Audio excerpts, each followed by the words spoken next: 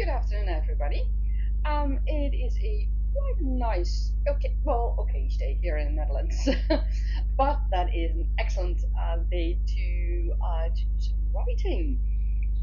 And after last month's heavy writing sessions, I thought it would be a good idea to just take it easy and um, just write when we want and how we feel like it, and not really look at the word counts.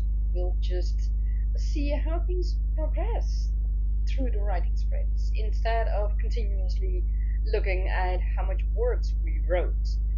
So that's the change for today compared to the previous live streams in November.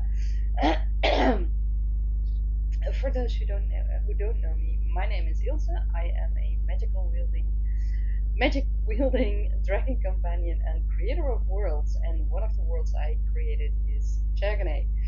And I'm here to help you on your author journey.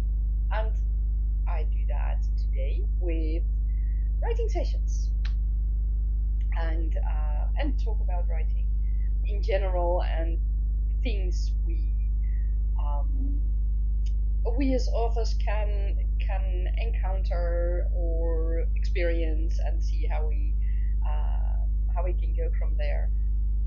Um, it's always fun when you can discover new things, and if you can use that in your stories, and that is one of the reasons I normally check my Google feed on my phone because that most certainly oftentimes gives me inspiration and ideas for possible creatures in Tergaenae, or perhaps things that happened in Tergaenae. Um, one of the things that I saw, it was a while ago. I can't remember when, but it doesn't matter. Um, it was a story about a wedding where the bride and the groom just had all things they thought covered for their guests, and things were looking nice. But in the end, the bride's groom, if I remember it correctly, the bride's father, my apologies, bride's father, if I remember it correctly, and his new wife, because he was divorced, I think, his new wife wanted the wedding to be what was that, vegan, and the bride and the groom were not vegan at all. So what do you do? I mean, you can do as much as you can for your guests, but in the end, it's about your wedding, not theirs. I mean, if they want their wedding to be all about veganism, that's okay, but it's your wedding, not theirs. So, how do you go about that? And that was one of the questions that was posted. How do I deal with my father and stepmother, new stepmother? Um, I mean, do I need to accommodate them or any further? Well, the comments were very clear about that, because let me get back on it a little bit. Um, the bride asked, okay, I've said no, I can accommodate you in that you will get vegan dishes, but that's it. I mean, it's my wedding, so yeah. And then the father and his new wife, or partner at least, I mean, doesn't matter. They said, well, then we're not going to come. So you have to choose, either you do it all vegan or we won't come. And the bride said, well, I'm sorry, but at the same time, she also wanted her father to be there. Those are real conundrums, and how do you deal with that? And of course, that's ideal inspiration for an author, because is it something your character might encounter or might hear about? And and also, how are wedding customs in your world? Um, would it all be vegan just because that is normal in your world, or don't people know about that?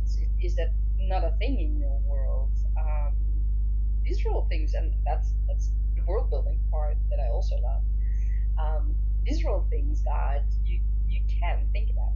Now you might wonder, how do I get those kinds of inspiration? Well, I don't know. It was an article on either Board Panda or a similar site, and I had read other articles on any of those sites. So my Google feed every now and then gives me articles about that, or from those sites, I should say. I've also had articles about there was a man who was a customer in a shop, and another customer apparently seemed to think that this particular man was an employee in the shop. So she asked him something, and he said, "Well, I'm sorry, I can't help you with that. And I don't know." And that other customer thought that the employee was very rude. So she called the manager, and she told the manager, "You have to fire your employee because he's very rude." Luckily, the first customer man was a regular in the shop, so the manager knew him. So the manager said something like, "Oh, so you didn't want to help this lady?" "No, no, don't." "Okay, you're fired on spot." So the female customer was very happy, and the male customer had something like, "Okay, bye bye, see you tomorrow again." So, I mean, those things can happen as well. There was also an article that passed in my Google feed. I mean, sometimes it can be really hilarious, um, and it's just fun. And those are also things that I might just tip in my story. I might just use it just as something that one of my characters might witness, or might really experience it. I don't know. Um, but these are all things that I keep in my inspiration folder, just because I never know if and when I can use it. But it's fun to do. It's fun to collect those kinds of inspirational articles and information. Also information about treasures that have been found, or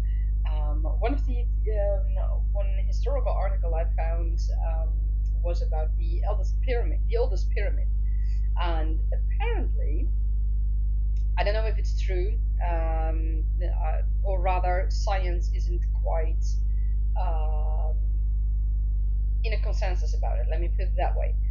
Um, but apparently, there is a pyramid of sorts that has been found in Indonesia, which predates the pyramids in Egypt by a lot. So now they say that the pyramids in Indonesia are the original pyramids and are the oldest pyramids. And I mean, it's not a few decades. It's like several thousand years, if I understand correctly. So of course, historians are talking about it, and like I said, they haven't reached consensus about it. So you have no idea.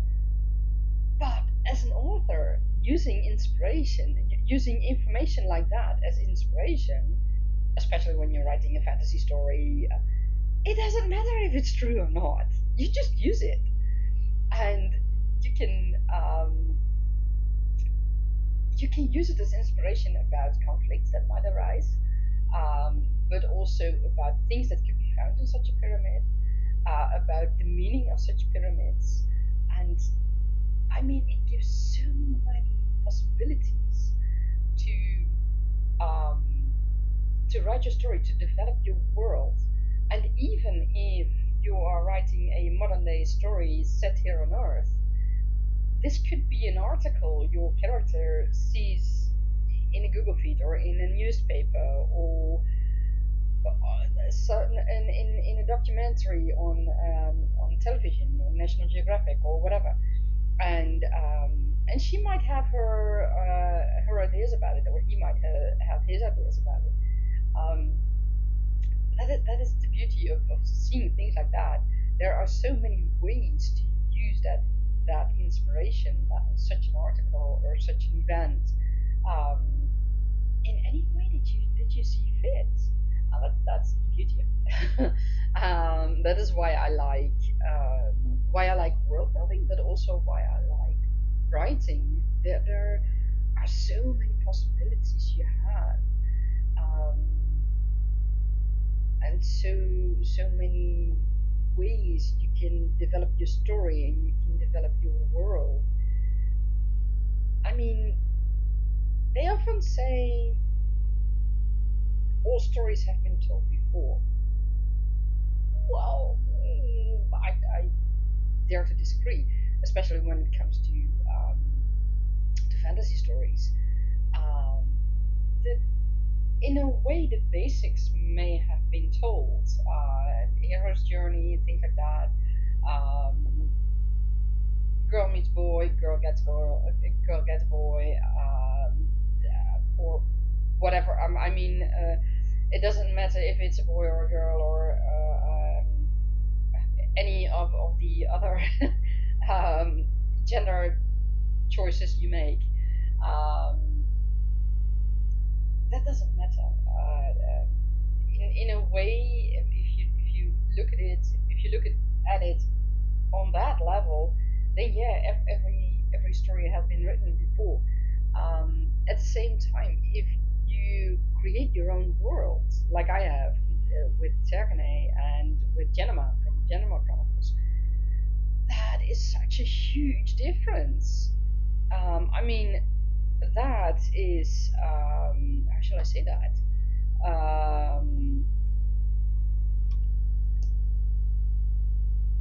The way a story flows, the events that happen, there are lots of events that are only possible in your world because of the way you created your world. So if you how shall I say that?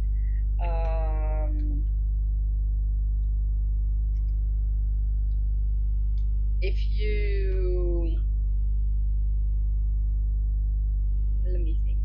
If you have a completely fantasy world, I mean, water might flow up instead of down. Mountains might fly. I mean, trees might literally grow in the sky, like in the game Valheim, where the Yggdrasil tree, if I pronounce it correctly, is literally flying in the air. Things like that. Um, you may have rocks floating in the air. I mean, your the water of your oceans of your world, I should say, might be, I don't know, purple for all I care. It's your world, and your world comes with your rules, with your character, with the history that you make for it, and that automatically makes it your story and not a story that has already been told.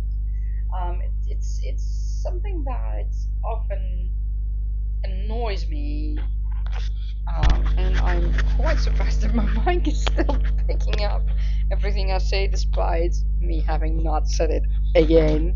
It seems to be a returning thing for me, just like not having activated the clock. Well, that's a recurring thing for my live streams, right? I mean, yeah. but that's okay. So I have now got my clock with me as well.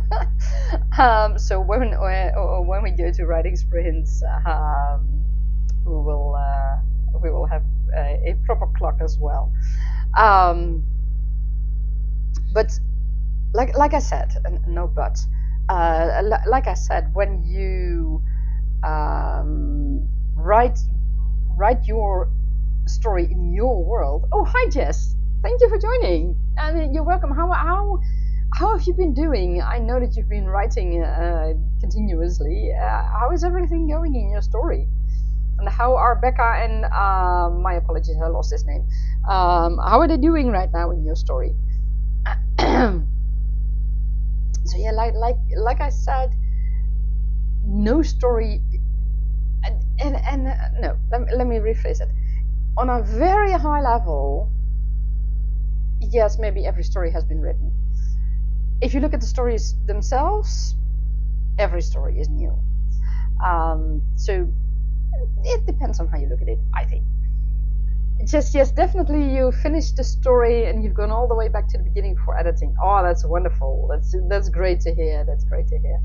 And might you give us a tiny spoiler on how it ended, or is that something we will see later on? I'm really looking forward to hearing more about all the shenanigans that have been going on in your story. It's great. And for those who don't know, it just is one of the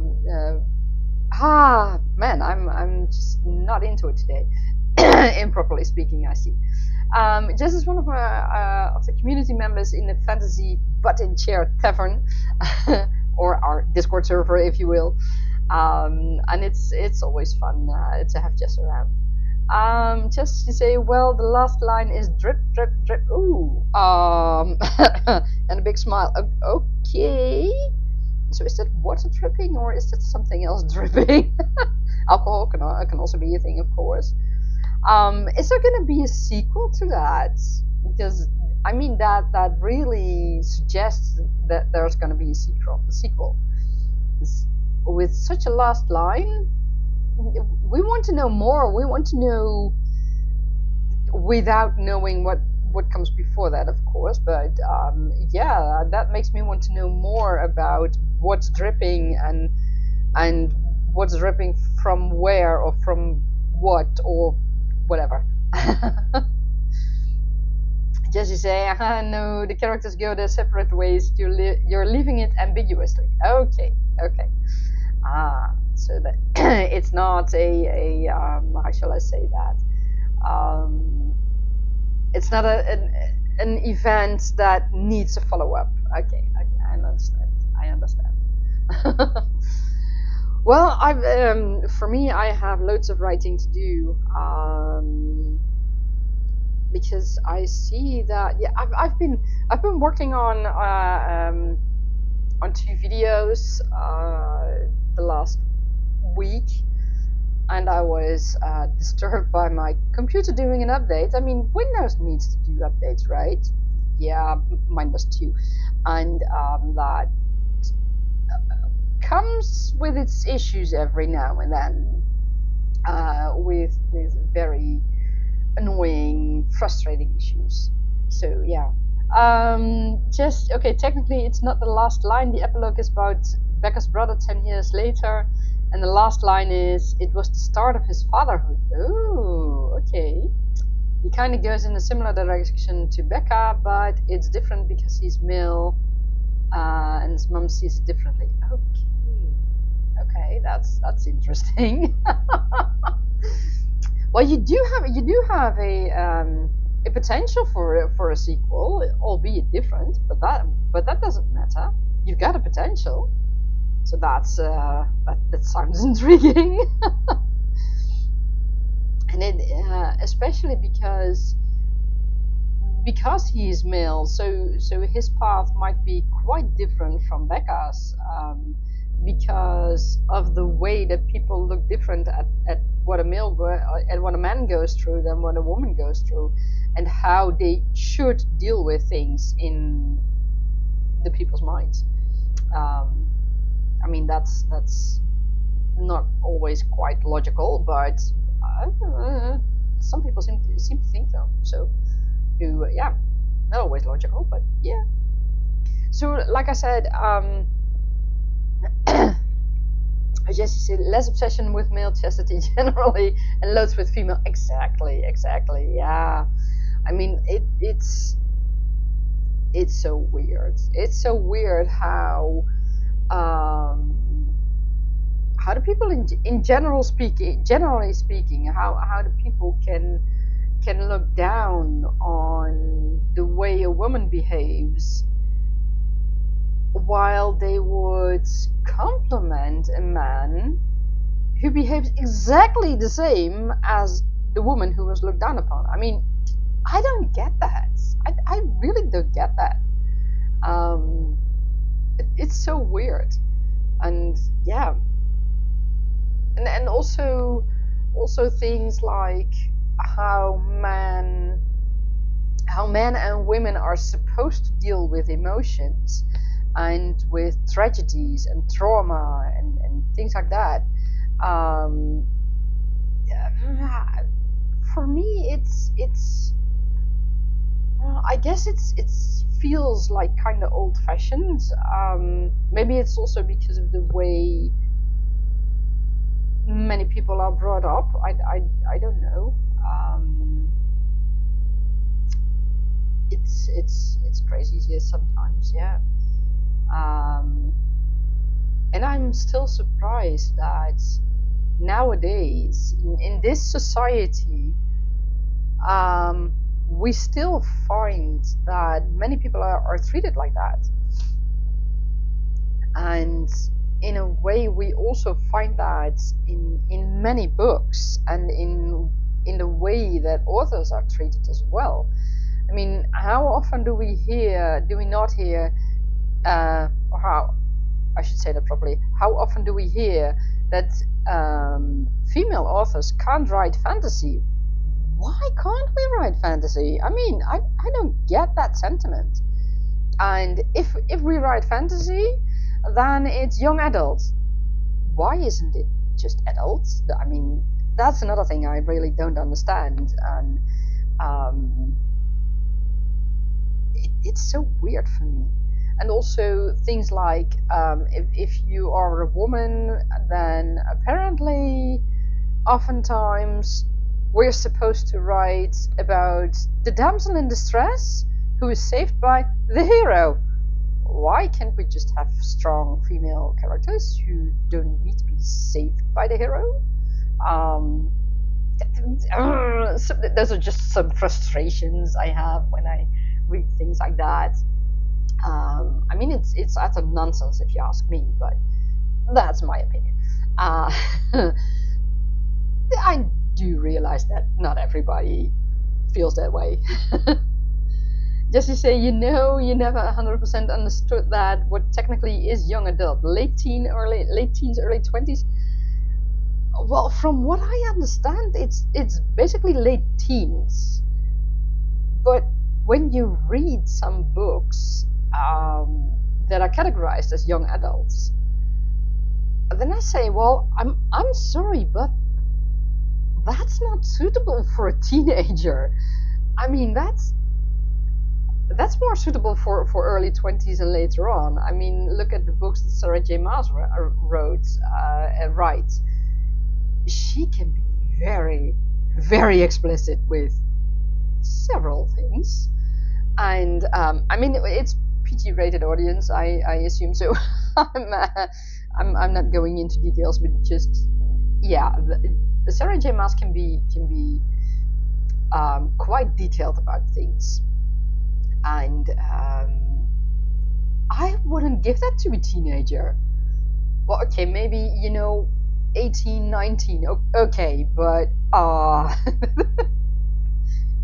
just to say, to be fair, you were reading Sarah J. Maas when you were like 16. Well, Sarah J. Maas is, I think, younger than I am, so no, I can't claim that. But then again, I have read those Harlequin romance when I was 16 and younger, so I can't really claim that it's not a good thing. But at the same time, with people being so set, I don't know how else to phrase that, with people being so set to guard the teenagers and younger, well, okay, the younger kids I do understand. I mean, they have to be protected. I completely understand that, and I completely agree that, on that. But teenagers, as of a certain age, they need to know about things. I mean, let's face it, you start to develop your body and then you just need to know about certain things.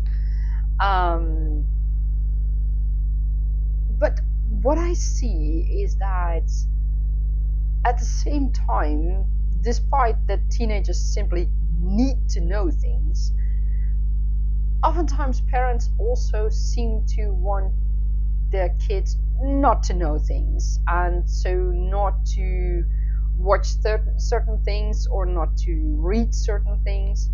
And at the same time, when you watch movie or music videos, I'm like, okay, so that's being aired at the music station on television at a time when even the little kids can still watch.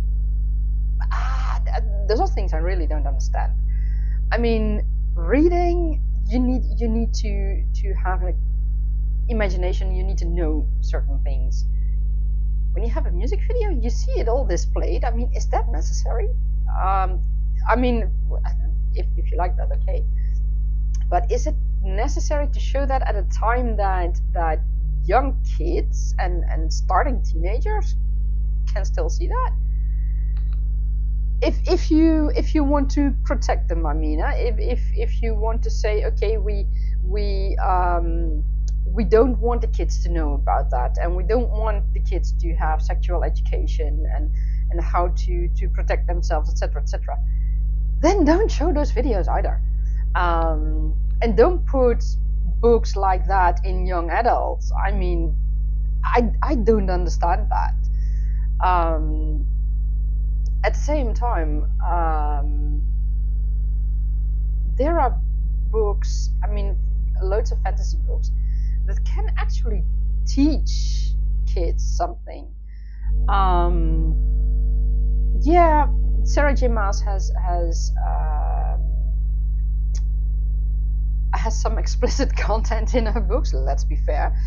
But at the same time, she also has some issues, or some not issues, themes that are quite important, I think, to be touched upon. And in that respect, it's a good thing that these books are in young adult. But it feels at the same time such a contradiction. I mean, on one side, we don't want our kids. Well, I'm talking generally here because I don't have any kids, but at one side, we want our kids to be protected from everything, and they don't need to know, and we don't want them to know. And at the same time, we give them all the information, but we do not. That's what I tried to say.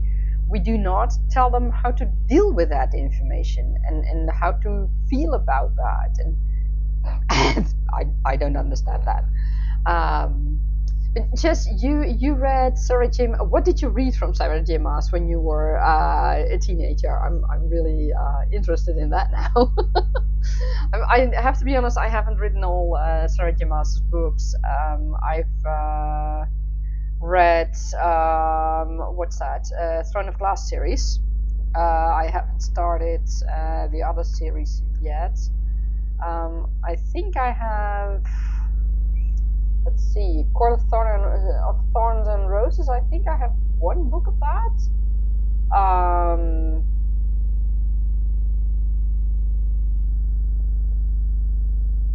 Oh boy, she's really younger than I am. Oh my god, I just noticed that. Ah, they all came out in your teens. Ah, yeah, I understand. You're 21. Okay. I'm not gonna say how old I am. Not gonna say that. Let's just say it's safe to say that I'm older than Sarah J. Maas.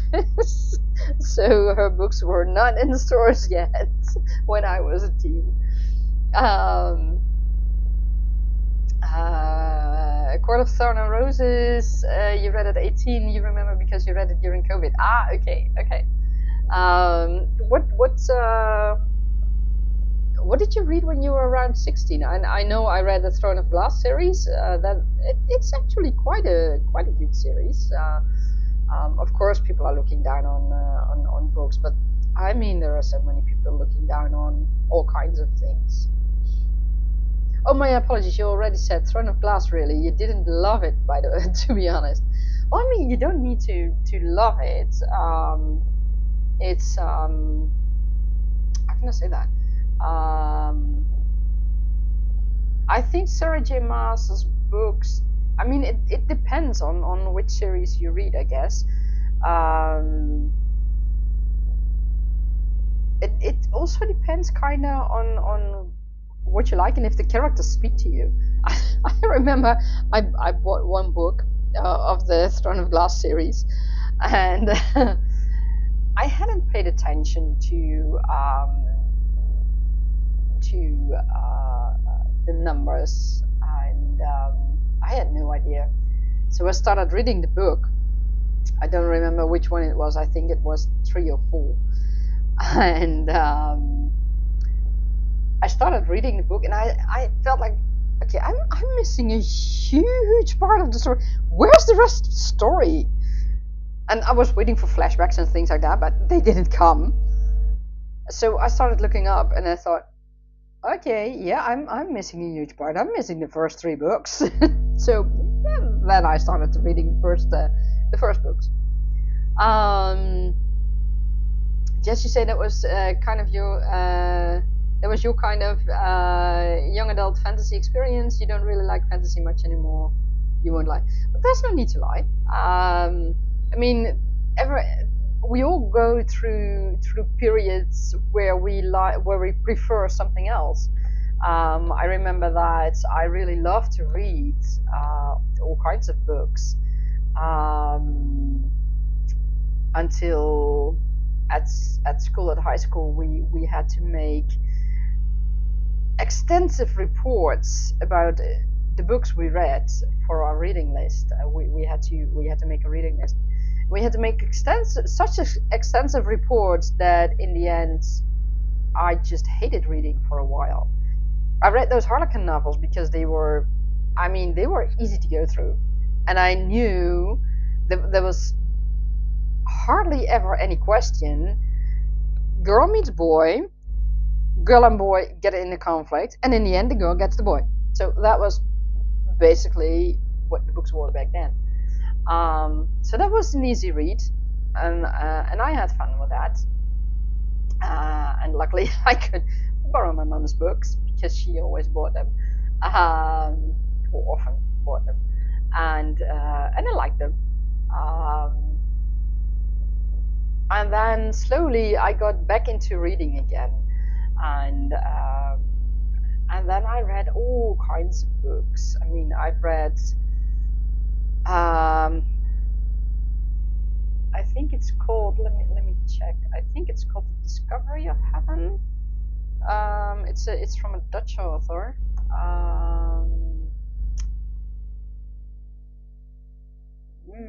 It's from Harry Mulisch. I need to check. Yeah, it's The Discovery of Heaven. That's a really good book, by the way. I really loved that back then.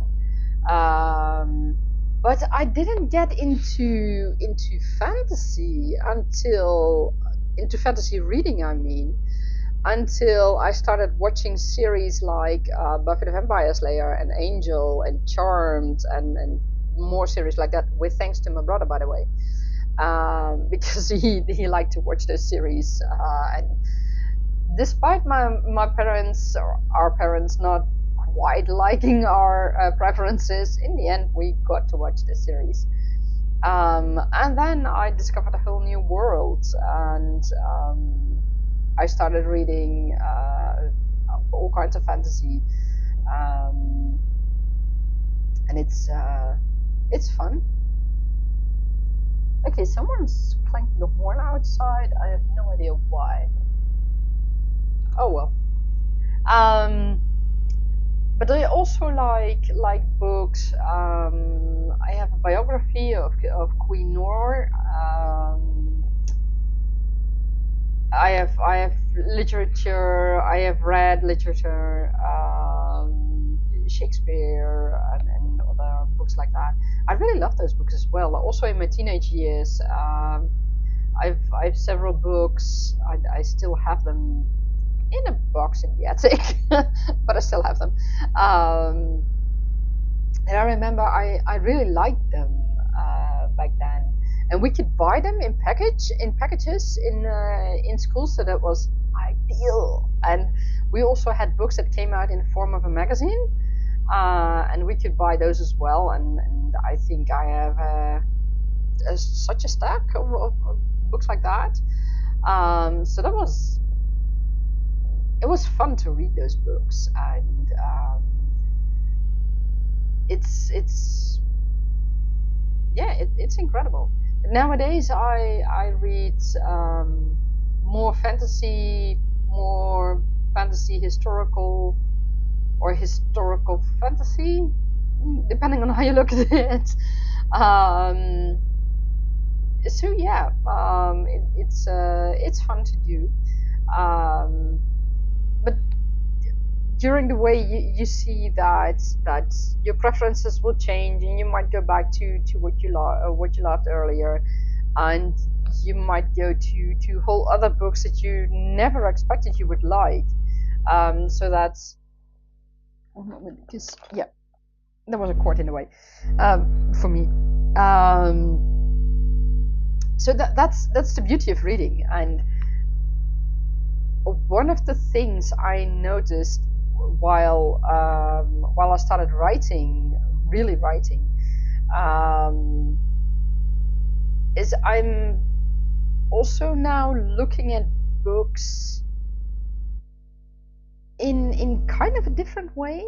I'm not only reading a book just to be entertained, but I'm also reading it, especially when I'm reading it for a second time, reading it with an author's point of view, and seeing what the author did, and seeing actually what I missed, or things that I think could be improved, or things that I think might not have been developed enough, or things that were developed really good. And one of the authors I like is Diana Gabaldon, and put me on the spot and I don't remember it anymore. What's her name? From Discovery of Witches.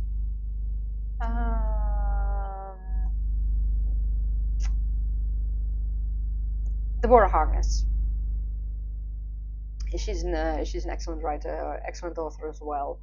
And Outlander is by Diana Gabaldon. Outlander is more historical fiction with a touch of fantasy. I mean, that's how I see it. Let me put it that way.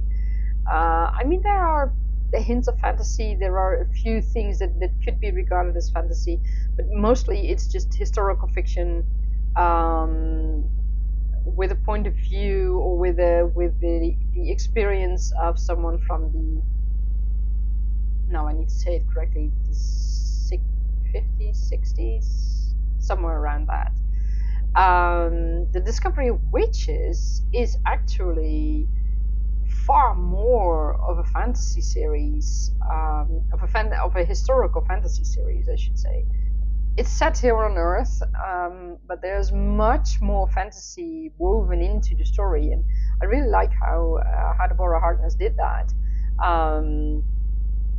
And I've seen both Outlander, not all the seasons yet, by the way, and The Discovery of Witches. The same, I haven't seen all the seasons yet. And I have to be honest and say that I feel the team that made Outlander has done a much better job than the team that made Discovery of Witches. Discovery of Witches felt more rushed for me, and I was kind of disappointed by it because I really loved reading Discovery of Witches, all 3 parts, and I've also read the story of, what's his name? I don't know, it begins with a G, but I can't. Gallowglass. That's his name. No, I read another one, not Gallowglass. I don't have Gallowglass's story yet. One of the kids. I don't know. Anyways, that also, then you also see things that you miss, and what could be done differently. But that's also beauty of the difference between those 2 series, or also the book series. You have a historical series that has a tinge of fantasy, and you have a really historical fantasy or fantasy history series. I don't quite know how to describe it, because Discovery of Witches is set on Earth. I mean, it's not a high fantasy like Tergaenae Chronicles, for example, which is in a completely different world. So it is set on Earth, but it has so much fantasy in it but they also go back to the past. So that's, I mean, is it historical with fantasy, or is it fantasy history? I don't know how to describe that, but that doesn't matter. It's fun to read, and I really read those stories several times to see how they did things. But I also read, for example, Game of Thrones and Throne of Glass series from Sarah J. Maas. I like the way that they have a point of view per character in a chapter. That is also what I try to do, or what I decided to do, I should say, with the Tergaenae Chronicles, because it gives so much more possibilities. In essence, I have per chapter the limited third-person view. Sometimes I might add in another person, especially in a few chapters that are about Nejat and Nasya, for example. In future chapters, there will be chapters that have both their point of views, because at that moment it's important to have those point of views from them both. But in essence, everything is still limited third person. Because I like the way, and I have to be honest about that, I like the way that it gives you the option, the enormous possibility, the enormous variety of possibilities, to hide information from your characters, and in a way also from your readers. Let's be fair. I mean, if we have a higher level of point of view, then keeping things from your readers isn't easy either. At the same time, writing that limited point of view it can also be a challenge for an author, because you have to keep in mind what that person can see and hear and know and experience, while also keeping in mind what you want, or what you see is going to happen in the future. So yeah, that's a whole different scenario, um, and I think it's quite it's quite done, or it's done quite well, I should say, in Outlander, in Discovery of Witches, Game of Thrones, Tolkien, of course, in all his books. Um, I mean, those are really good, and those are really, for me, they are good examples of fantasy, um, and of how to deal with your characters and with your story flow, um, and with what your characters can know, um, and that is sometimes it's something that I miss in other genres, I think. Perhaps because if you look at truly historical books, if you know information about a country, for example, about the history of a country, then your mind kind of automatically starts to fill in the blanks, or at least that's how my mind seems to work sometimes. So you already know things, and even though the character can't know it, you already know it. So my mind starts to fill in the blanks, and then it's not really hidden anymore. Um, while in fantasy stories, it all depends on what the characters will do. Like in Discovery of Witches, you'll see that it can matter how or what someone does in the past, when they travel back to the past, and it's really interesting to see, and it also in a way gave me ideas for my own story. One of the things that I decided early on, is that I'm not going to include time travel, for example. One of the main reasons for Tergaenae Chronicles is, of course, is that Tergaenae Chronicles itself is already way too complicated, in its story, with all the intrigue and everything that's happening, to also include time travel. I mean, that's simply not going to happen. Or at least let me put it in perspective. I can't see that happening in Tergaenae. I mean, my mages can do loads and loads of things, but yeah, no, time travel, I don't see that happening. At the same time, if I look at Discovery of Witches, for example, Deborah Harkness has woven it so beautifully into the story, that piece of fantasy, and she really did that in a very good way, and I really liked the way she did that.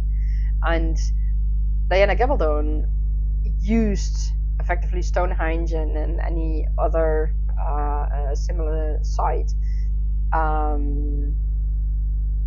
for the time traveling part in Outlander, but those are just, I mean, those are tiny parts of Outlander. I mean, that's, yeah, it works. But I don't see myself writing time travel fantasy, for example. And as for reading, at the moment, I'm mostly still reading fantasy.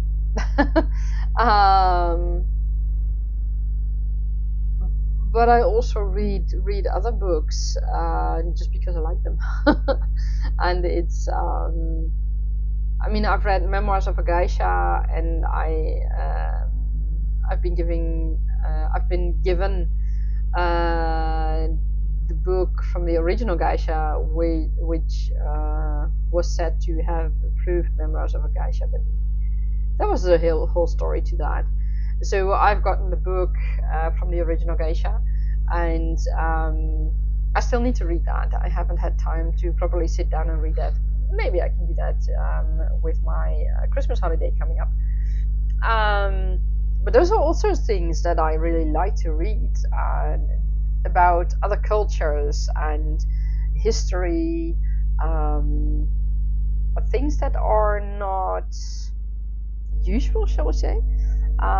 So yeah, and I know that that is quite different from what I read in the past and from what I read as a teenager and from what I read as a kid.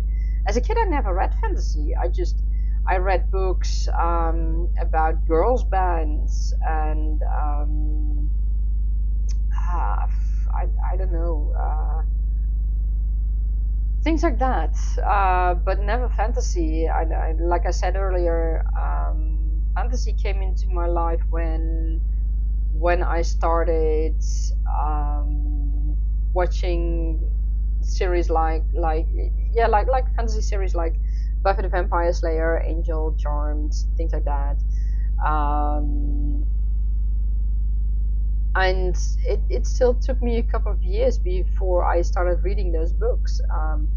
And I think I started reading those books when I met other people who liked the same series, and we started talking about books that we read, and that is when I really came into contact with fantasy. I hadn't heard about Tolkien and George R. R. Martin and people like that. I mean, they weren't not even on my radar until then. So a whole new world opened up for me, and it's a good world. I like the world, but it doesn't. I find that it doesn't limit me to reading other books. But right now, I'm mostly reading fantasy probably because I'm also writing fantasy. Um, and who knows where I might be in 10 years. I mean, I might start reading and writing modern day novels. I have no idea. But it's fun to do. And I see we're already 1 hour ahead almost. So shall we do our first word sprint of today? I think that could be fun. I'm looking at what I wrote last time, and I really need to do a lot. I need to discover a lot. From what I can see, Nejat hasn't been treated yet for his poison, and he's still in a lot of pain. I need to fix that for him. I need to discover what's going on there and how things are going to be to get better for him. So, but before we go to word sprint, just what is the genre you read in most right now, and do you have any tips for that? I'm always curious to hear what other people are reading and what they like about that genre and what their favorite authors are in that genre. I might not read the genres, but it's always fun to hear.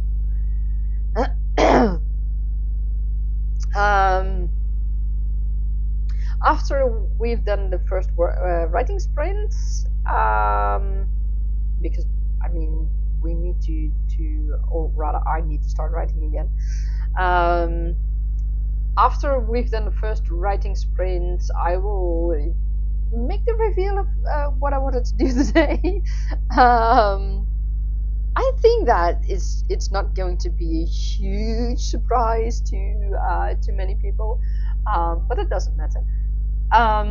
like I said very early today, I haven't written that much this week because I had some problems with my laptop while I was also filming and editing 2 videos that are coming out next week.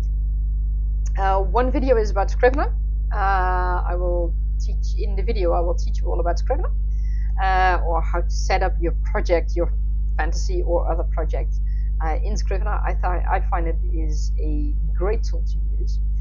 And another video is my first podcast, so that's going to be fun as well. But yeah, a couple of days ago, I found that Windows wanted to do an update. I mean, I had no choice. It was shut down and update and shut down, or update and restart. There weren't any options in between. Yeah, go to sleep or things like that. But it was shut down and restart and update. I had to do an update, so I didn't have a choice in that. And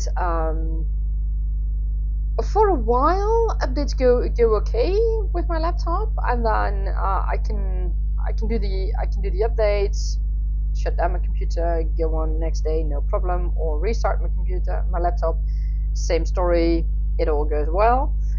And then after a while, for some reason, Windows seems to think, you know what, I'm gonna mess with you. And yeah, this week was that week, and Windows decided to mess with me. So I had to restart, and I mean, I've had to restart, shut down, nothing helped. Press the power button on my laptop, things like that, nothing helped. I've been through it for I don't know, half a day or so. Then at some point, a day later, I restarted my laptop by pressing the power button for 5 seconds and effectively shutting it, doing a hard shutdown, and restarting it after that, pulling it from the power and restarting it after that. And then finally it started to work again. It's so frustrating when Windows does that. And I mean, I still can't pinpoint why Windows does that and what the issue is. And I think there's an issue with the profile, but I don't know what the issue is, and thus I don't know how to solve it, because it goes so well for such a long time, and then suddenly it just gives me all kinds of problems. Luckily, I didn't lose any work, because I had saved everything before I did the update, so that's okay. But I was frustrated. I mean, it's so, you get to the point where you think, oh, okay, I don't know what to do anymore, but I still have work to do. I still need to write, I still need to finish those videos, I still need to edit things, you name it, I had to do it. So it was so frustrating. That wasn't a good thing, especially because the coming days and today and yesterday were quite busy days. So I didn't have time to write, I didn't have time to work on my videos. And tomorrow and Sunday are going to be the same. So yeah, that's the other side of the frustration medal. I mean, I have the frustration of my laptop not working properly, and the other side, or the result of that, I should say, is that I now had to postpone things because otherwise I couldn't do anything. So yeah, that was the frustration of last week. So fingers crossed that everything will go right for the coming, I don't know, months, hopefully, because I'm getting kind of tired with Windows acting up like this every time, or regularly, I should say. But there's nothing I can do about that. So with that out of the way, you guys know that there's a Scrivener video coming up, and my first podcast is coming up next week. I hope you guys like it. And oh, for those who haven't subscribed yet, hit that subscribe button, and then you will be notified of the new videos and podcasts that come on that I publish, I should say. So let's get into the first writing sprint, and let's see if I have some writing prompts left for you. Oh right, this might be a fun thing. It is the holiday season, and holiday season often means presents for people. Presents you give, food and food you prepare, and things like that. And one of the things that one of the subjects I often see on my YouTube channel, on my YouTube feed, I should say, during this time is gift wrapping. How do you do that? And I have to say, the Japanese really have a wonderful way of gift wrapping. I still need to master it myself. I haven't tried it yet, not properly anyway. So yeah, that's something I still want to try, if only just for the fun of it. So my writing prompt for you guys today is gift wrapping. What does your character do with it? Does she do anything with it or not? And or does she perhaps admire it from someone who does it? Or is she receiving a gift that is really awfully wrapped, and perhaps the wrapping is torn and things like that? And I know you can send wrapped packages nowadays through the mail, and sometimes they really I mean, you'd better just put a lot of tape around the package to make sure that it doesn't get torn when it's being delivered. So yeah, what does your character do with it? I mean, is there even something like gift wrapping done in your world if you have a fantasy world? Looking at Tergaenae,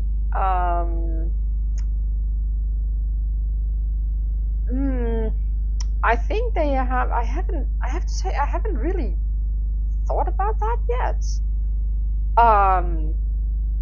But I do know that I will have to think about that, because at some point I know that Nasya has gotten some presents from Nejat. I haven't figured out yet when. I do know what, but I haven't figured out when and why. I have an idea, but that's something I have to discover further. So I need to discover how they handle gift wrapping, if they do that at all in Tergaenae, and who does the gift wrapping. My apologies. So yeah, those are things I don't quite know yet. So I'm not going to use it in a writing session right now, because I mean I still have to pull Nejat through his poisoning, so that's going to take a while. There are no presents going to be there. I can assure you that. So yeah, for now it's not a writing prompt I will use for myself, but I think I might use it in the coming week to wrap a few packages, a few gifts for others. I don't know yet. Maybe if I can do it correctly. I honestly have no idea. But I might try it in the coming week. So, gift wrapping and writing sessions. Let's start our first writing session of 25 minutes and see how things progress for your story. So I wish you all happy writing, and see you in 25 minutes. Oh, my apologies. Wait, that's not the right one. I forgot to check that. Oh, that's from the last live stream with the name locations, location names. Let me reset the scripts. I need to calculate that because it's based on seconds. That's to be handy.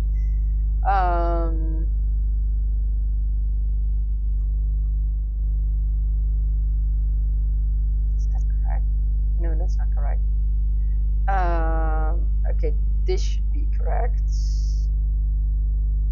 Let's try that again. Yeah, perfect. So 25 minutes from now, and I wish you all good luck. Have fun.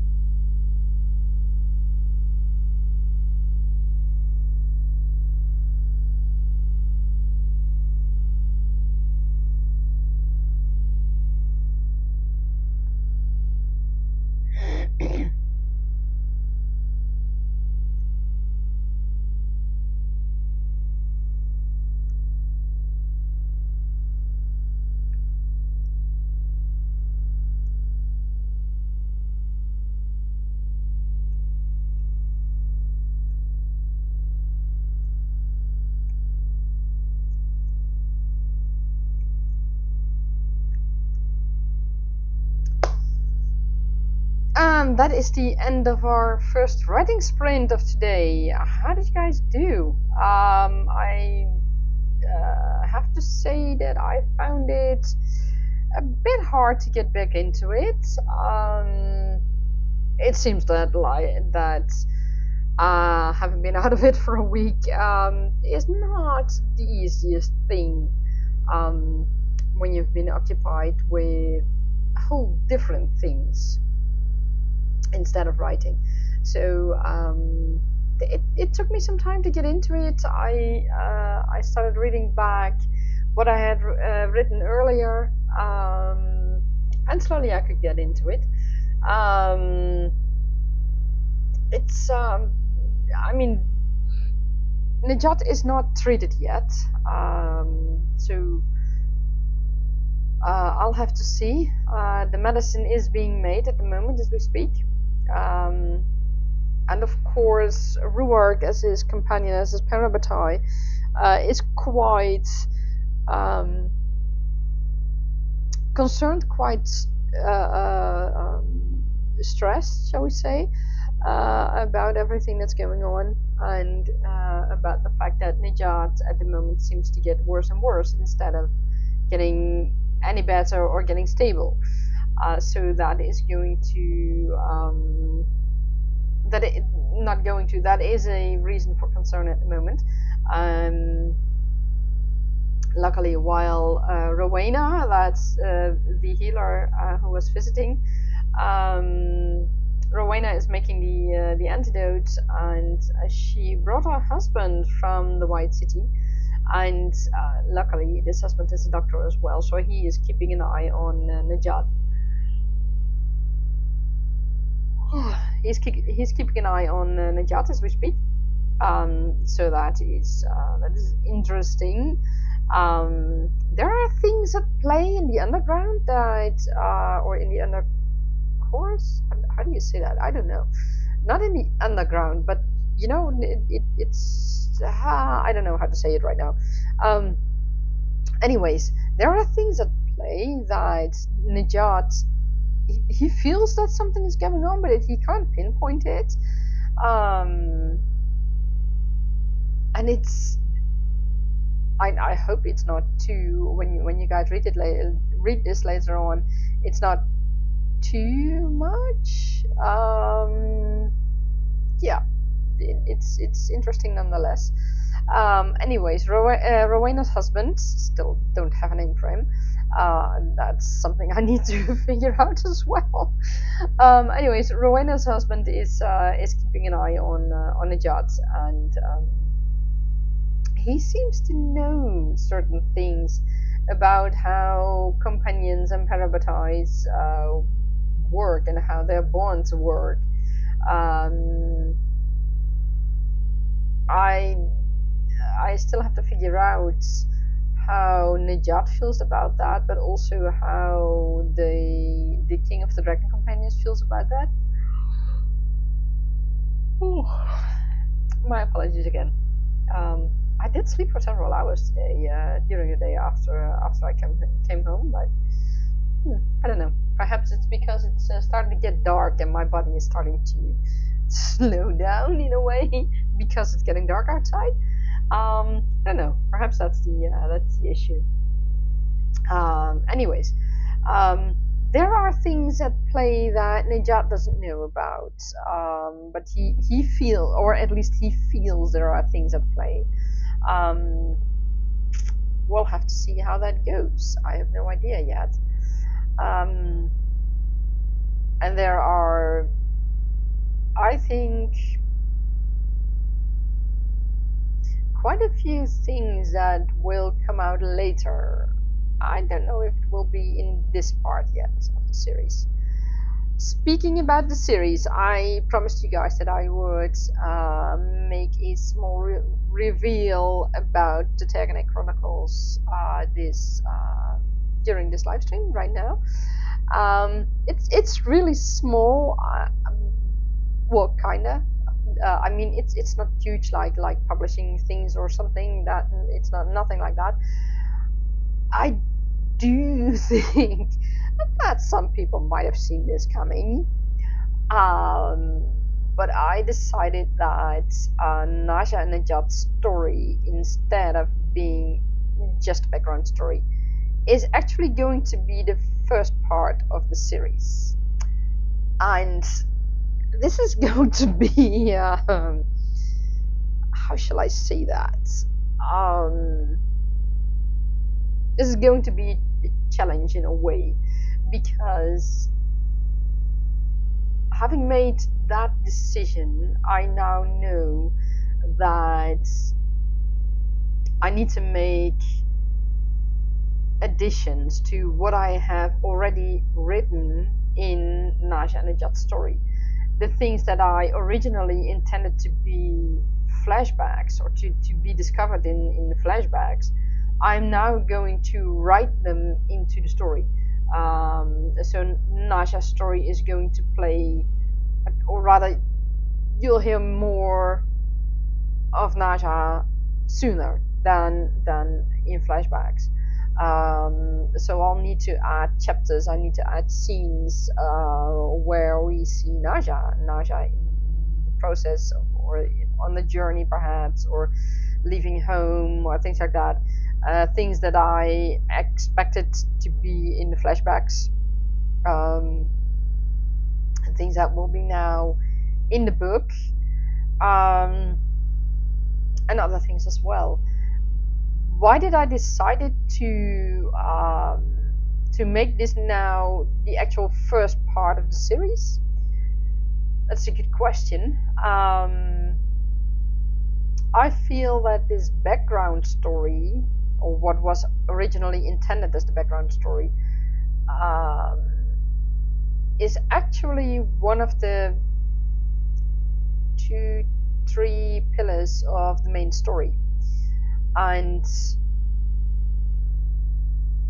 later on in the later books, things will come together, and things that are happening in the later books, and things that will be discovered, and things that characters that will play also in the later books, will also play in this story. And this story foreshadows a lot for the future, not only for the future of Nasya Nejat, but for the rest of the story as well. And I felt, or I feel, it doesn't do the Tergaenae Chronicles justice if everything that's going to be discovered and going to be revealed in this background story, if that would have to be included in flashbacks, because there is so much going on, and there's so much that will have its influence on the whole story. Initially, it might not look like that, or rather, like that, because of what I originally had in mind. Because the Tergaenae Chronicles started out as a different, well, not as a different story, but it started out with a certain cast.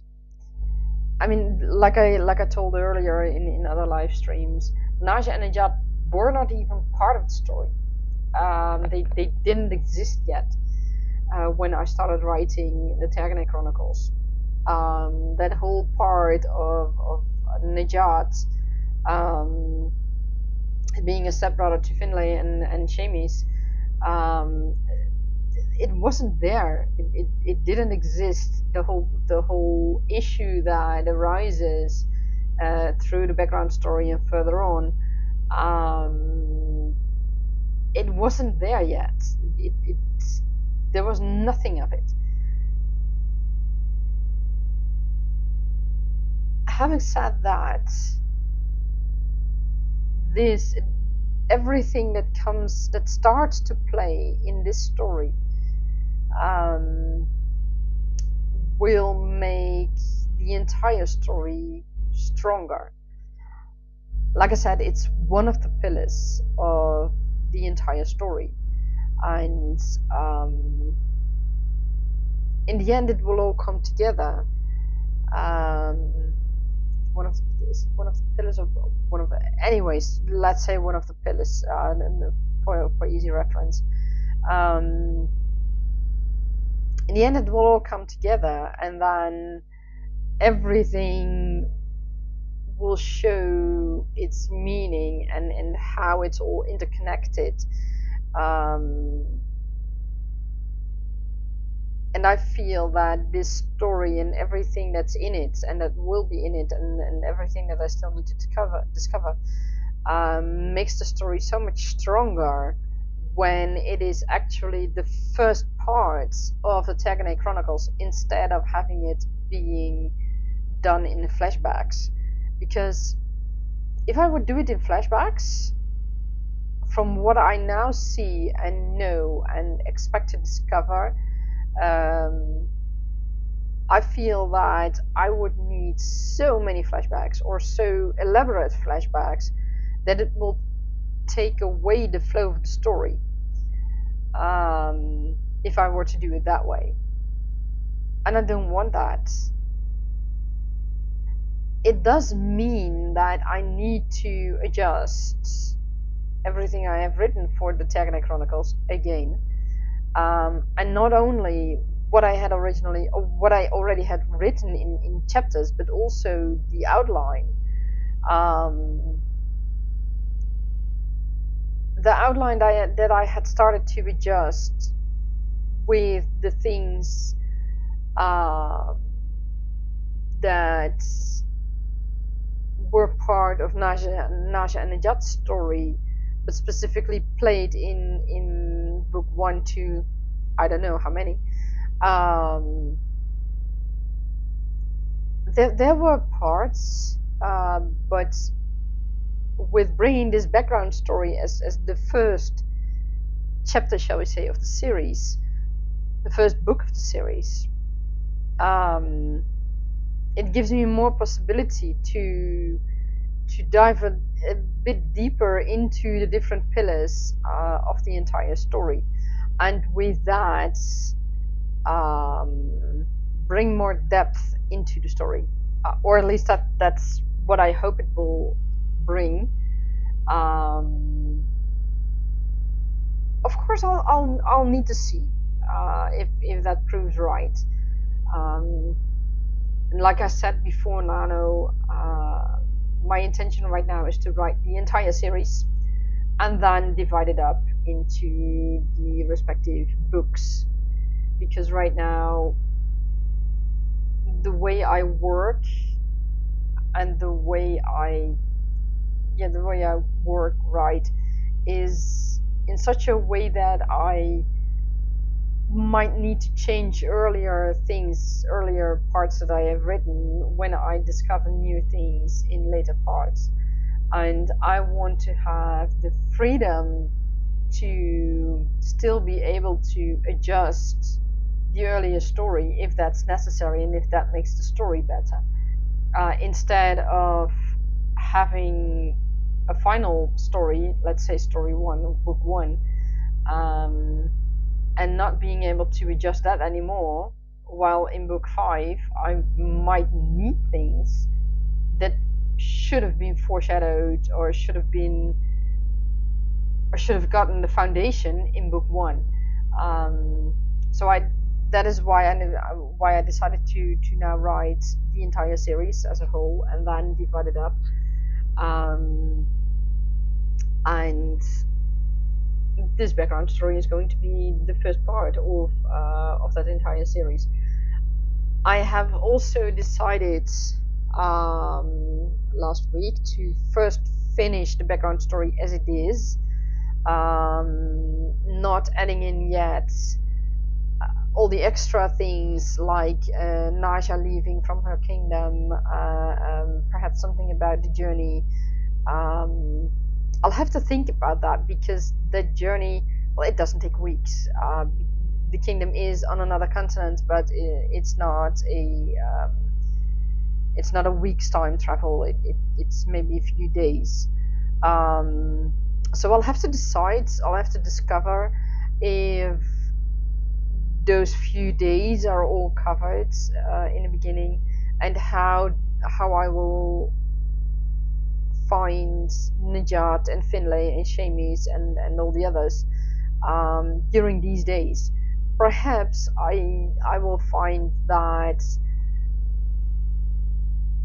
the beginning I have right now is not a correct beginning. I mean, we see Nejat leaving. We see Nejat leaving Dragon City, and it is hinted why he is leaving.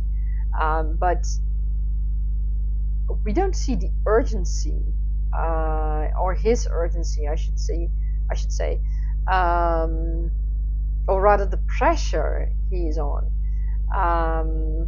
And I think that if I include more of Nasya's journey, and just those few days before he leaves Dragon City for that southern village that still hasn't got a name, and of which I still don't quite know if it's more southern than Dragon City. Uh, so if he leaves for that village, um, I, I, I, I don't know yet what has happened in the days before. I mean, I've got ideas, I've got hints, but it's not quite that clear yet. And perhaps by writing about Nasya's story, Nasya's journey, Nasya's start in her kingdom, or in her father's kingdom, I should say, and including those few days because they are on a ship, on a fast ship, I should say. And I think it takes, what shall it be? I think it takes a few days, probably, for them to arrive at Dragon City. They don't fly because they don't have that option, but they go by ship. And there might be other things involved, but I don't know yet about that. I'm not sure if what is playing through my mind, if that is something that that we will find in that kingdom. I don't know. So that's also something I need to discover. And writing about those days, about how Nasya left, and those few days that she is traveling, or at least, well, maybe not the few days that she's traveling. I don't know. I'll have to discover if it's necessary to write about her actual journey, about those 2 to 3 days that she's actually traveling. But I do think that it is at least handy to see Nejat in those few days and to see what he's going through, because I think in those few days it might show the pressure he's on to because of that contract. It might also show how Finlay and Shamis are trying to convince their father not to force Nejat into this marriage. So I'll have to figure that out. I'll have to discover how I do things about that, or how things play out. That's something I don't quite know yet. But I do think that it will.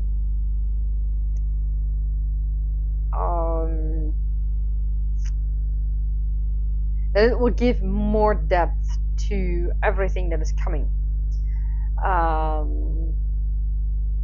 It also means the fact that this background story is now going to be the first part of the Tergaenae Chronicles. It also means that there are a few slight changes to the cast in this matter. In this way, Nasya and Nejat weren't part of the story yet. while the teams of Finlay and Chamis were actually already a part of the story. Nejat's team was originally already a part of the story because the team is also Ruark's team, and Ruark is one of the main characters in the Tergaenae Chronicles. So that doesn't quite change. Only Nejat's role in the team changes because of things that are to come.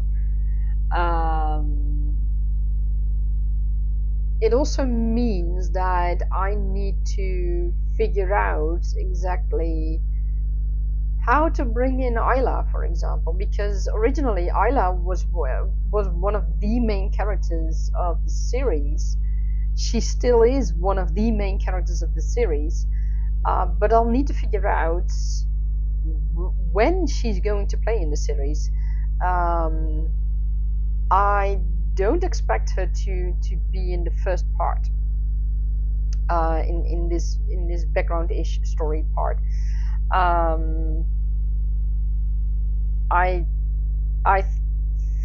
I think that she will still play in the original parts that in the original first part that I have written and that I have planned. I'll just need to see how things continue from there, and if her presence is already needed in the background story. If it is needed there, then I'm going to have some major complications for myself. Complications I can't tell you guys anything about, because that would mean I would basically spoil everything for the rest of the series. I don't want that happening. But it's these are things I need to discover. Perhaps I will do it in a way that, well, I wanted to say something but I can't say that. Oh god. Yeah, this is going to be hard. This is going to be complicated. It's something that I really need to think about and that I need to discover more about. And I simply don't know yet. But no matter, this is going to be how it is from now on. So there is a lot I will have to do in this first part. And I might start writing the missing parts once this whole poisoning part is over, and bringing those bastards to justice. Once that whole part is written, I might write those earlier chapters, of which I now know that need to come. I'll have to discover how things progress there, where they exactly start. Do I start with Nejat or do I start with Nasya? Whichever comes first. I don't know. I'll have to discover that. I'll have to play around with it and see who's coming first, who's popping up first. It also means that my foreshadowing document is going to be more complicated than it already was. The fun part is that at the moment, in the background story, I already have things that are essentially already foreshadowing for the future. And the fun part, the fact that I already have that in this part of the series. While I originally had thought that this part of the series was not going to be an active part of the book series, the whole foreshadowing part was not that kind of a problem, or not that kind of an issue to think about. I mean, yes, it was there, but if a few things were done a bit differently, that wouldn't be a problem either. Now, however, I need to check things. I need to fact check things later on, to make sure that it all comes together and it is all still factually correct. So that things that I build in, that I discovered and build in this part of the story, that they are still correct later on. And not only that, but that it is also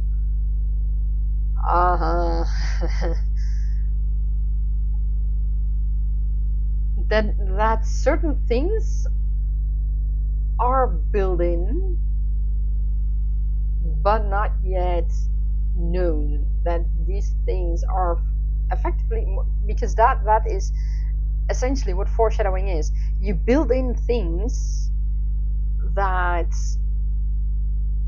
might be not quite necessarily yet, or that might not mean anything yet, but those same things are essential later on.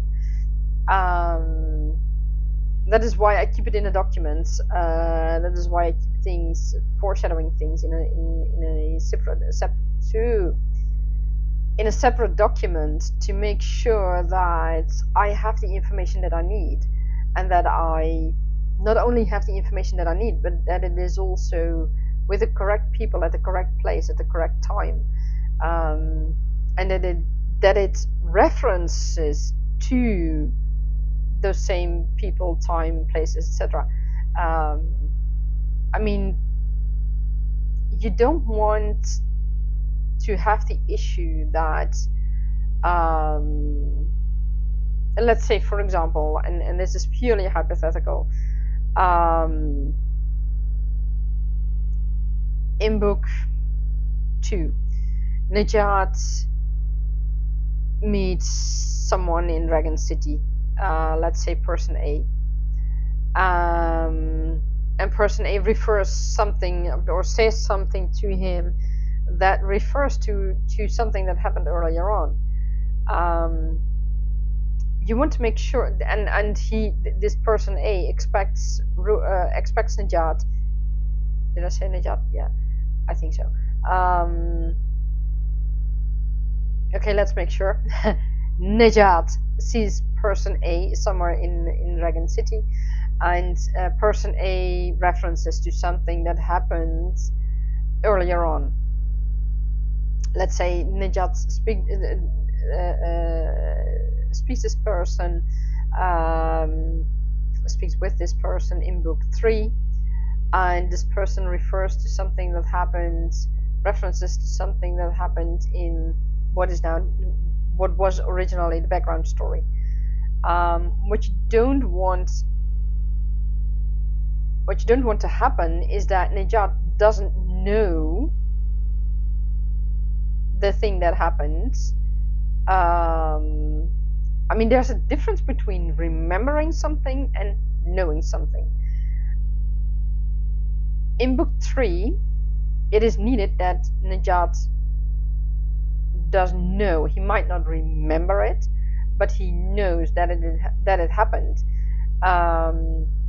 So you in that case, I need to make sure that in the background story, Nejat is at that place, at that location, and has experienced what this person A is talking about in book 3. So you need to. I need to get my facts straight. I need to make sure that it is indeed possible. So in my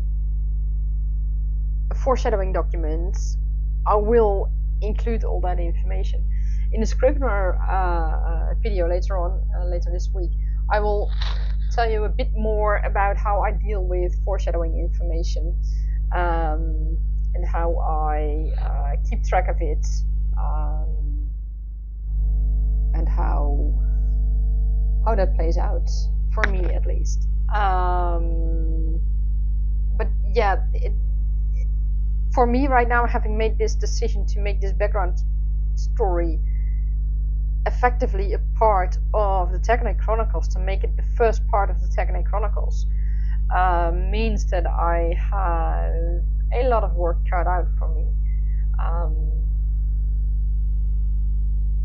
At the same time, I feel that it will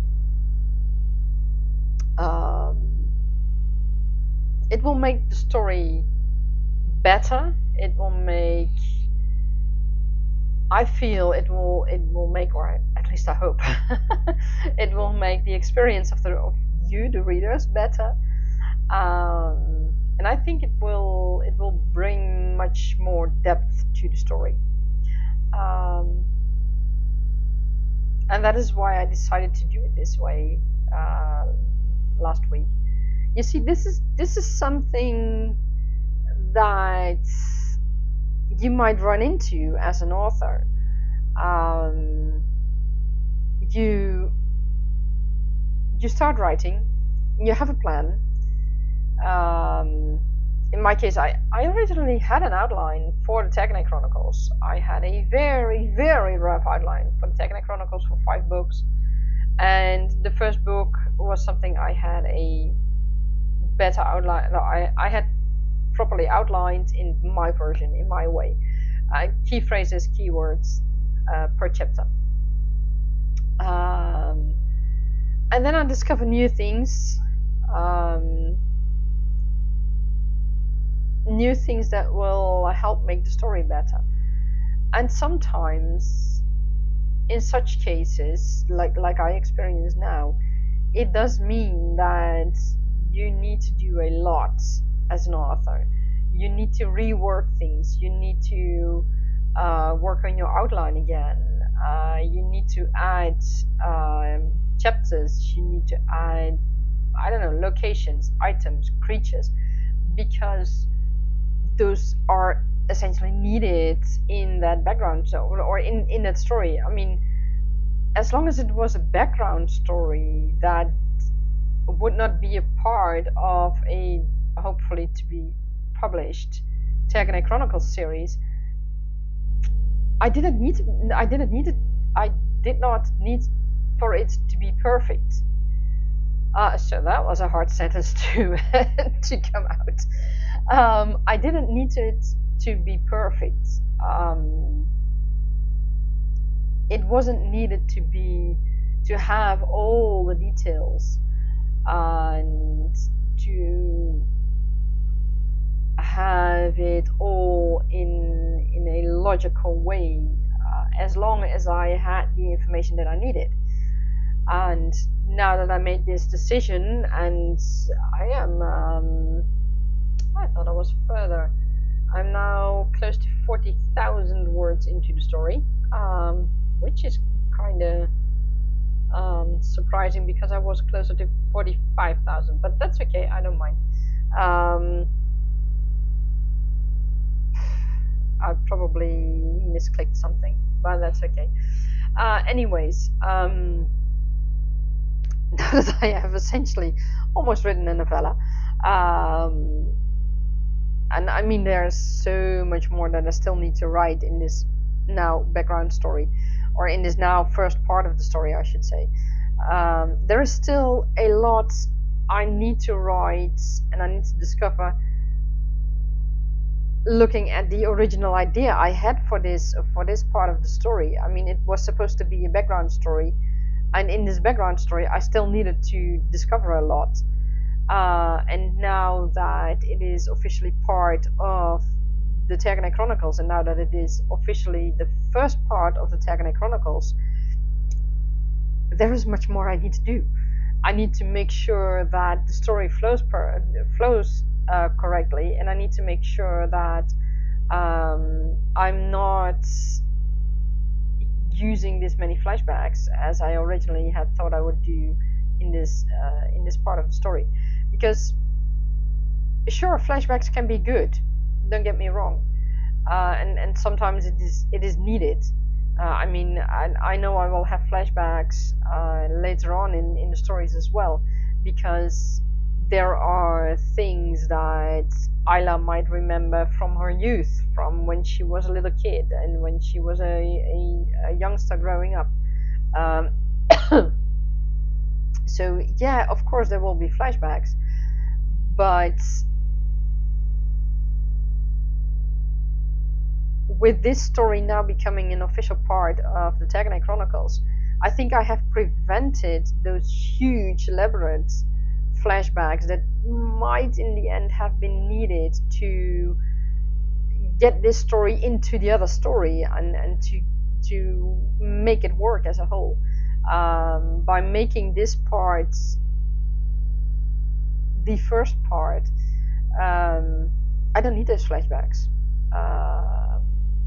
Because it is already woven into the story, it is already part of the story.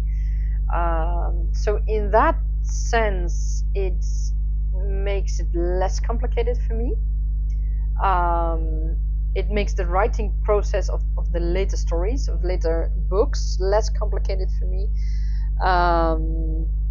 At the same time, there is going to be so much foreshadowing and so much that has its foundation in this story, because I kind of maybe have a feeling that other parts that originally had their foundation in the other books might have a small foundation in this book as well. So that's going to be interesting. It's going to be a challenge, and I'll have to see how it flows. But yeah, seeing the fact that this is now the first part of the Tergaenae Chronicles, I'll have to add in some scenes, some chapters that play earlier on. I might also, because right now everything is written from Nejat's point of view up until now, so I might also in between go back to Dragon City and maybe write something from the healer's point of view, or something from the Dragon Companion King's point of view, who still doesn't have a name as besides Dragon Companion's King. That's a mouthful. I really need a name for him.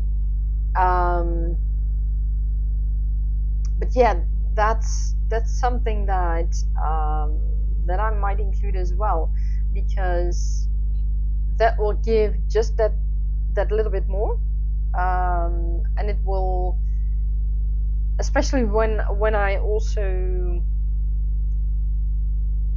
use those first days before Nejat leaves, use those first days to give some more insight to the pressure Nejat is going through with this upcoming marriage contract. I want to see if things come out more,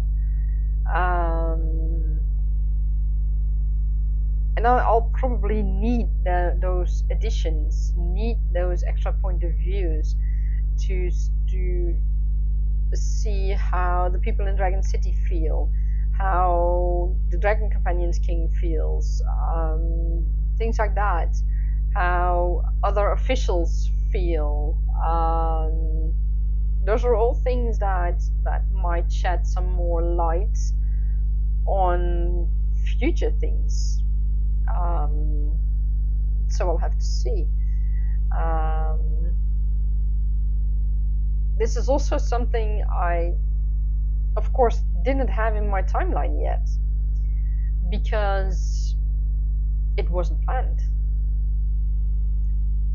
Which might mean that I might have to adjust my timeline. I'll have to see about that. I don't know yet.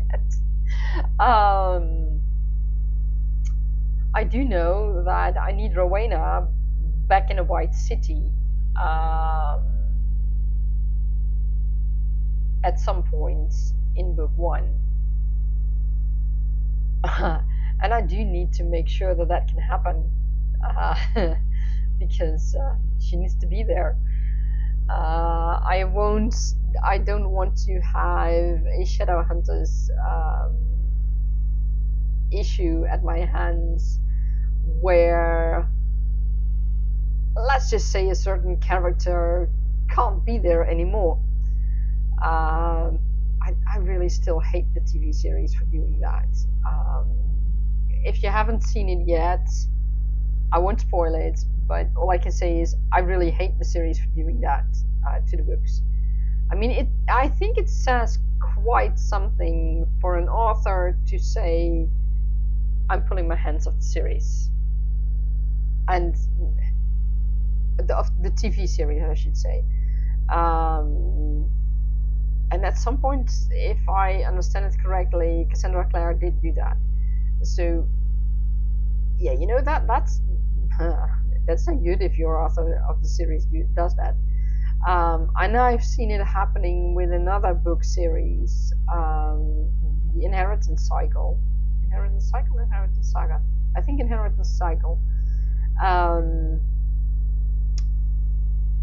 The first book, Aragon, has been made into a movie, and Christopher Paolini was absolutely dissatisfied with how the movie turned out. I have seen the movie, and I completely agree with him. It's really bad. I mean, that's, oh my god. But I digress. I don't want a situation in my books at hand where a character should be able to be at a certain time, at a certain point, and a certain place, while I made it impossible earlier on. So that is something that that I need to keep in mind. Something that that I need to work on, and thus that my timeline needs to be fixed. I need to check the travel time they need to get back from Dragon City to the White City. How long does that take? From what I originally had in mind for this background story, I do feel that it's not such a big problem, because there is quite a long time that progresses, possibly a year, maybe even a bit longer, until essentially the second book begins, or at least what I right now envision to be the second book.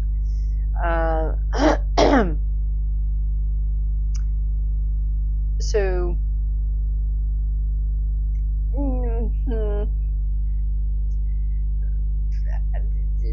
yeah, I really need to check my timeline for that, and I really need to see how things can work, and if the things that I had in mind can still work the way I originally had in mind.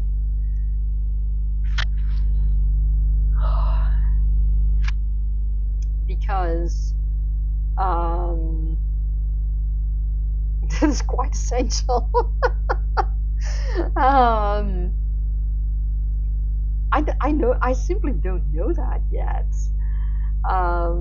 So yeah, that's the life of an author. You're surprised by your story and by your characters and by how things go, and all of a sudden a simple background story turns into the first part of your whole series, instead of being simply a background story. And then you have a whole bucket load of work cut out for you, or rather several buckets. So I've got my work cut out for me, let me put it that way. And I mean, it's not that I mind. I like the way this is going. I like the fact that I can see that it will bring more depth to the story, and I feel that in the end, the reasoning, or in the end, at the end, that the end will have a better foundation. Now that I'm bringing in this part as well as an active part of the story. Um,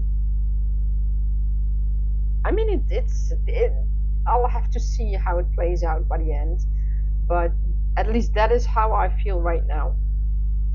Um, it's going to be better, and it's going to be. I also think more interesting. And I'll have to see how that progresses. Yeah, something like that. Okay, so it's good that I said that this would be also a cozy chat, because I noticed that it's already almost 5:30. And I see that, or I experience that I'm starting to get concentration problems. So instead of doing another writing sprint, because I feel that I won't be able to do that, to properly write something, and that will be a shame. So instead of doing another writing session, I'm going to call it a day. My apologies for all of you who have joined, and who were looking forward to more writing sessions, but I feel I'm too tired right now. It's been a long day, even though I have slept for a few hours as well in between my work and some appointments I had, and now I have slept a few times. But as you may have noticed as well, my concentration is going down, and I'm starting to having troubles finding my words. So that's an issue. That's the downside of having long COVID if you're an author. When you reach the point that you really need to think and need to be able to write, your concentration gets lost, and other things get lost as well. And that is truly an issue, but that's something for a whole other time. I mean that's not in today's stream. So where do I go from here? Well, first I want to complete at least this first part of this part. I need Nejat to heal from his poisoning, and I need those bastards to be punished, to have justice for the flood nymphs and for the small folk.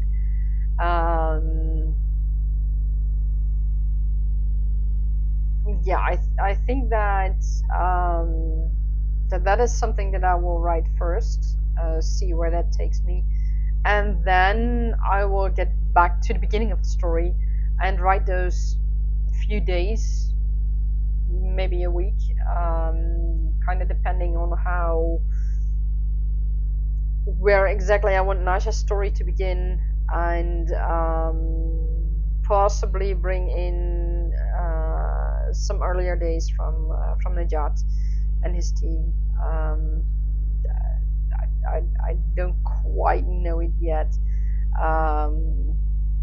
because I feel that maybe, especially because this is now the first part of the series, that this is now maybe the way it starts right now. It's, I mean, we all talk about you need to drop the reader into some action. Well, the reader is being dropped into some action, but I'll give you that. But it's detached from everything at first, and I think it might be better to have, or I think it is better to have a bit of foundation before Najat leaves, especially seeing that it is the first part in the story, in the Chronicles. I think it is essential to have those for those few days, possibly the first week, and then well, the first week. I mean, I'm not going to cover every day in that first week, but I need to see. It would, let me put it this way, it would be good to see Nasya leaving, because there are a few things happening there. I already understand that. And I want to see the pressure Najat is under those few days before he leaves. I mean, it's not like before those few days he wasn't under any pressure, but especially those few days. I mean, the pressure has to be gone up quite a lot for him to actually leave on a day when the delegation with the princess is supposed to arrive. So he has to have had a lot of pressure, and that is not in the story right now.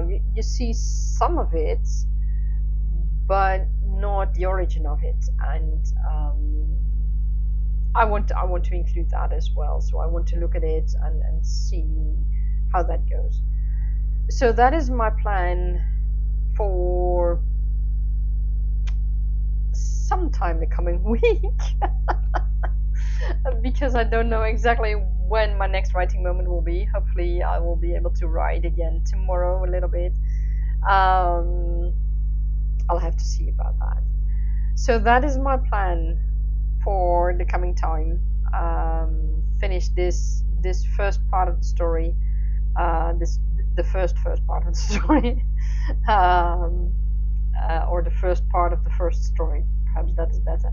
And add in those missing days after that, and then continue to write the Chronicles. That is my plan for the coming time, and I'll tell you all about that later by the end of the year, which sounds so far away, and it's actually, well, 16 days after today. Do I say that correctly? Yeah, it's the 15th today. So after today is 16 more days, and then it's the new year. So it's coming fast now, people. It's coming fast. It's getting 20. We're in 2024 before we know it. So the rest of the plans for the coming week is the Scrivener video that is coming up in the coming week. I don't know exactly when, because like I said, I have several full days ahead of me, and I still need to do some editing because my laptop threw it now. And I have my first podcast episode coming up. Same story. So if you want to be notified of the premiere of the Scrivener video and the premiere of the podcast, hit that subscribe button and press the bell notification so that you are notified of the upcoming premieres. Wow, that was hard. And in the meantime, I wish you all a great weekend. Oh, and next Friday, we will have another writing session. And let me see if I did that all correctly. I should have done that. But let me check just to be sure.